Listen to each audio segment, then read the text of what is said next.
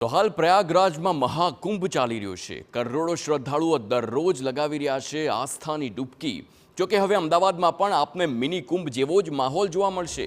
જી હા, અમદાવાદમાં હિન્દુ આધ્યાત્મિક અને સેવા સંસ્થાન દ્વારા હિન્દુ આધ્યાત્મિક અને સેવા મેળાનું આયોજન કરવામાં આવ્યું છે। વસ્ત્રાપુર યુનિવર્સિટી ગ્રાઉન્ડમાં 26 જાન્યુઆરી સુધી આયોજિત મેળાને ગૃહપ્રધાન અમિત શાહ ખુલ્લો મૂકશે। આધ્યાત્મિક મેળામાં લગભગ 2000 જેટલા સ્વયંસેવકો આર્થિક અને શ્રમદાન કરી યોગદાન આપશે।